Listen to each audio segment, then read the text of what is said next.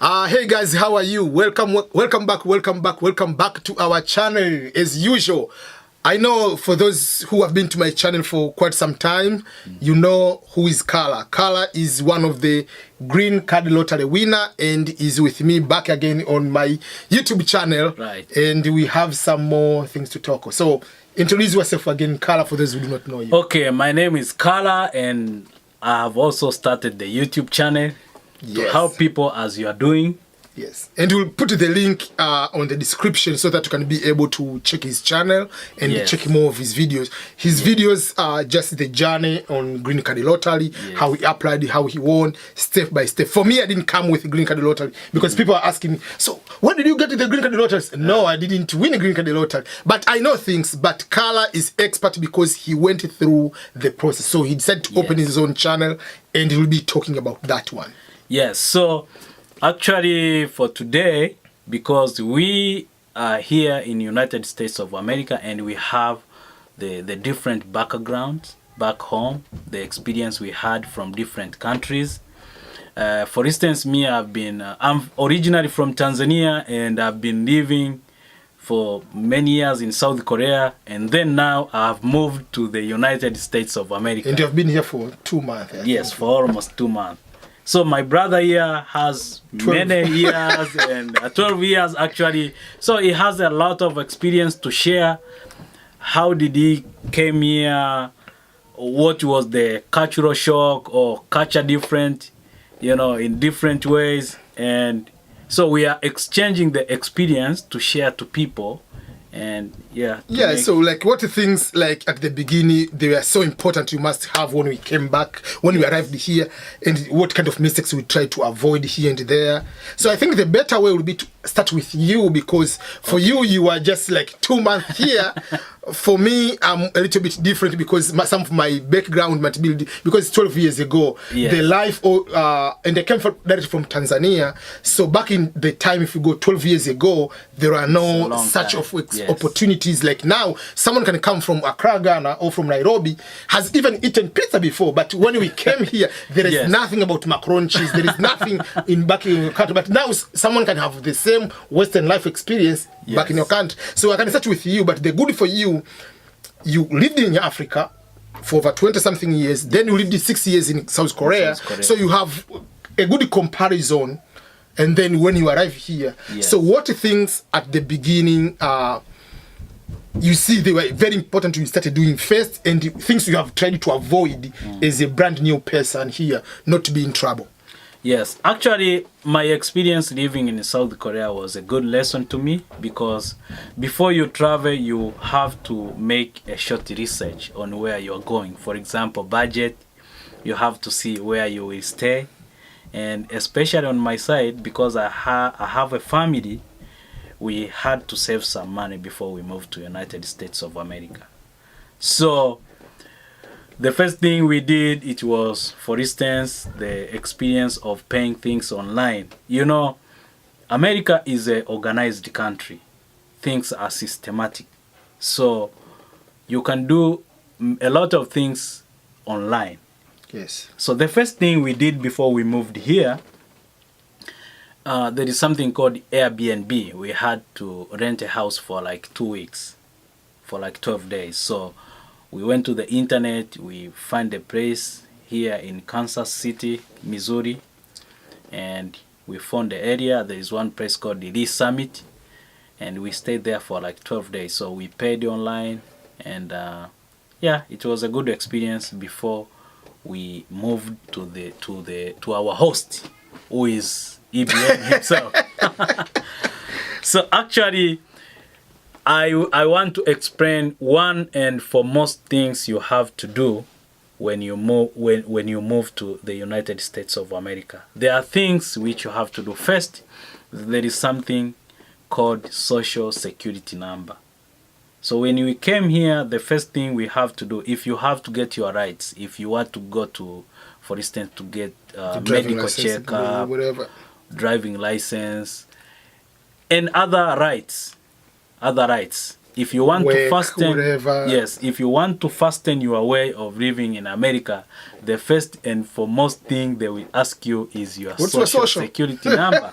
And I think you can explain what is social security number and what are the advantages of having social security number. In a very short way, social security number is just like your entire life in America is documented in that number. Yes. So what apartment you stay, Right. Credit card history, Right. If you have criminal record. So if they put the number, they track you back.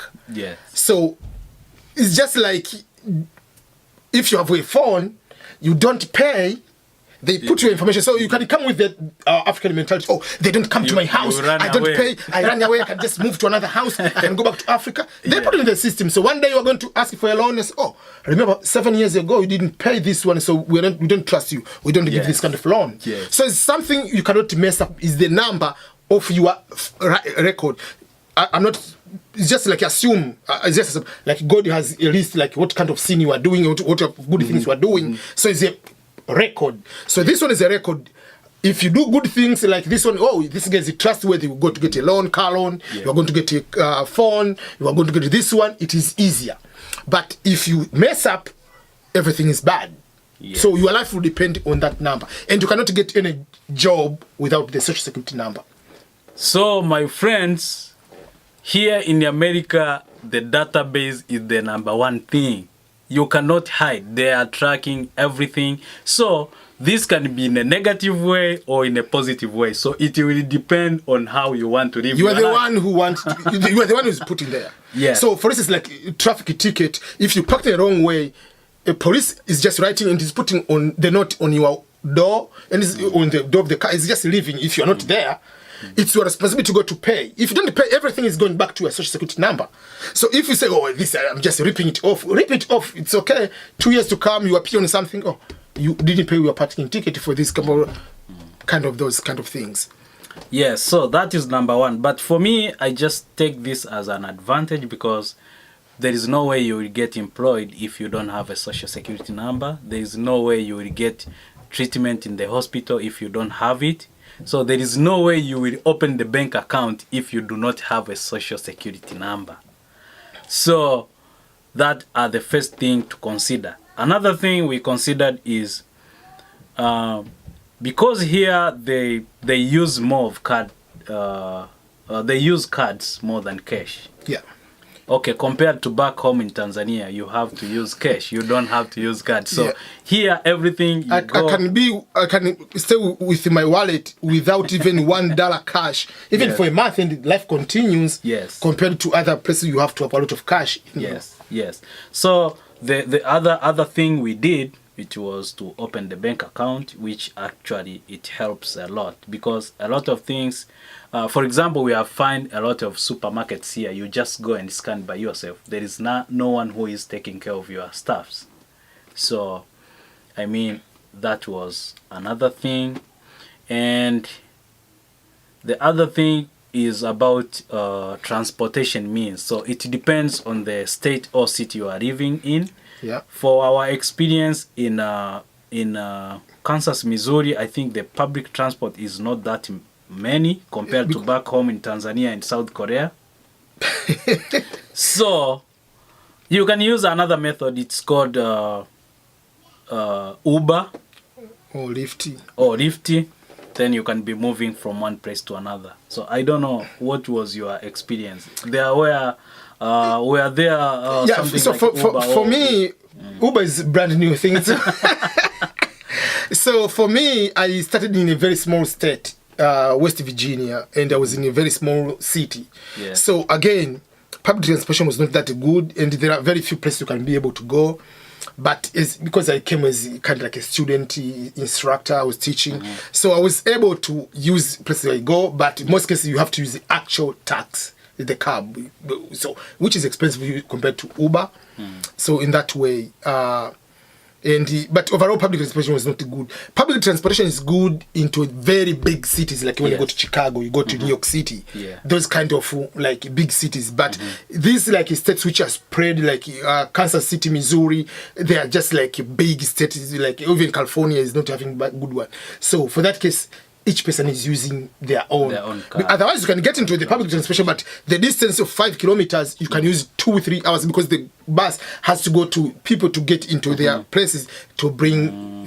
So you have to walk to bus stop, which is not necessary to be closer to you because But if you are in New York City, it is very expensive to have a car than using public transportation. Yes. Because But the good news if you Kansas City, like public transportation, from this December they have decided there is no bus fare, so it'll be free ride in Kansas City. That's very nice. Just to encourage people who are looking for jobs, whatever, to be able to save some more money. So. Yes. But it still is very difficult unless otherwise you live around downtown. Yes, but if you get out of downtown, it's very difficult to have that. Yes, Maybe another thing, like in the how you start up, whatever. One of the thing, you came here, you are almost about to finish your PhD. Yeah. When you are looking for job, how is the cultural shock difference? How you write your resume? Do you just go and put a PhD holder and looking for a job, or you just how does that maneuver into your system? Okay, actually, when you come here in the United States, you have to start with any kind of job which is available near your place. As long as it's cash. So as long as you are bringing something on the table, as long as you will be able to have a transportation means, you have to start with something which is near your place. So here is different actually from when I compare here from Tanzania and South Korea, because in Tanzania, labor job, I was seeing some people, they wake up, they go maybe in factory areas, they wait. If you get the so-called kibarua, then you are lucky, and if you don't get, you go home. Yeah. That was like that. And I think it is kind of similar like South Korea, because many offices, they will trust you after some time, so they will be taking you for, small jobs. And for that thing, I was not seeing them kibarua people or labor job. They were not paid for like health insurance. They are not paid some some benefits which I see here in America.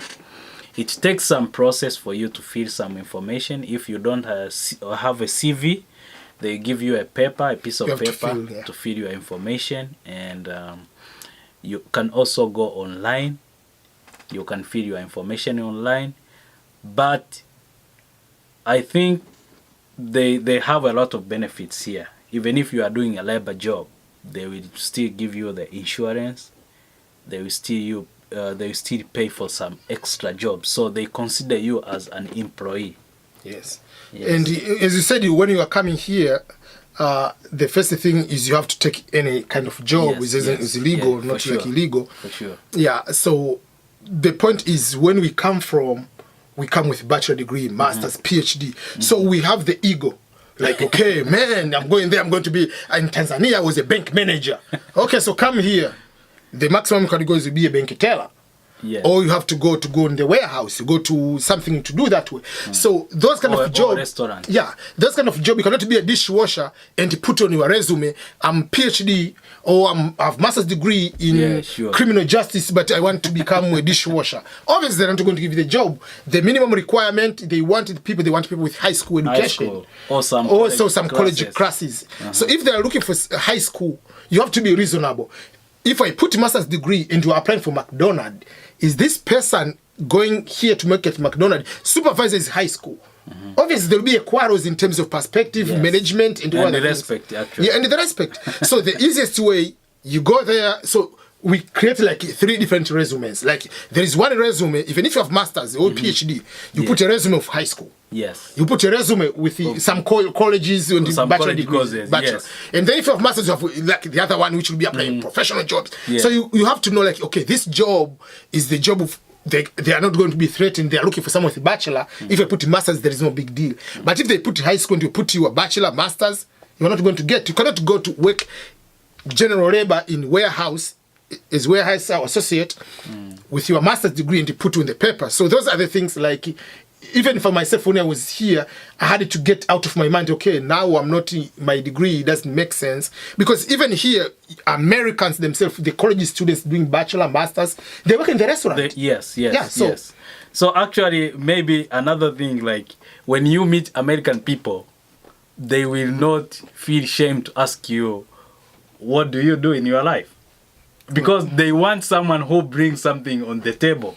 So you cannot just stay. You have to be doing something. It doesn't matter. So here we are not encouraging for those who, we are not discouraging for those who want to apply for big job. You can still apply for those ones. While you have something first on the But table. you have to start with something small and you get experience. But another advantage of doing so, you don't know, you will get a good recommendation maybe from somewhere. Yes, recommendation letter, network. So you just have to go work hard. Even if you're working in a restaurant, just work hard. Just show them that you have potential. And the other thing we want to say here, communicate with people. I want to say, okay, how did we associate with people when we came here? You have to talk to people, you have to ask questions.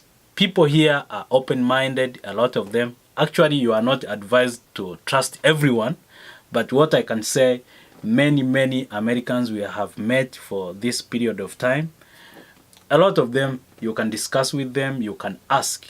If people know something, they are ready to help. If they are able to help, they can do it, they can help you. So the easiest thing, the easiest way to be starting doing something to get recommendation, it is to get started talking with people, asking some questions on how you will be surviving here in the United States of America. Yeah, because there is a misconception which we have when we were in Africa that, oh, in America, people are so busy, no time even to say to hi to you. Like you had that mentality, like. Yes. But here, people, yes, you can greet people is just a very normal thing. And if you ask someone, if not something, the only thing people don't want to say is, in Africa, sometimes we pretend we know everything. So if you ask me any question, I want to know, like, I know the info. If someone doesn't know something, say, no, I do not know. But I can point to you where you can get this information. Yes. If you go to that office, they'll give you this information. Or if you go and get this book, we'll get you. So, but we don't hear, like, people want to help you. Yes. So if the person doesn't know the correct information, we'll guide you where can you get that information. Mm-hmm. They don't go to lie to you so that you can not succeed. Yes. Yeah. So I can get your information that when you reach here in United States of America, you have to put your ego down, put your ego behind, start from the scratch, and then be positive. Good things will come. Yeah, that's the good thing about here. Even the system of the government is making sure that if you succeed, you become manager, that means you pay more tax. The government is going to benefit. But if the government doesn't want you to continue to be with this job forever, yeah, they want you to make more money, yeah, so that they can get more money. So that's the advantage. So the system here is in the place so that you can succeed, you can go up to the ladder. Yeah, So like you say, like, come here, put your ego down, just make sure that you do a certain job. While you have a job, keep applying for more jobs, you will be able to succeed. Yeah. I think we have talked enough for this particular video, for this particular topic. We'll keep sharing more topics and see how we can be able to help you, especially if you want to come to Western countries. To share a lot of information. So please, if you have many questions concerning how to cope up with the life in America, please ask it, comment below. Yes. But remember to subscribe in case you haven't done so. Yeah. Okay, thank you everyone. So we'll be back for another video. Okay, goodbye everyone. Bye.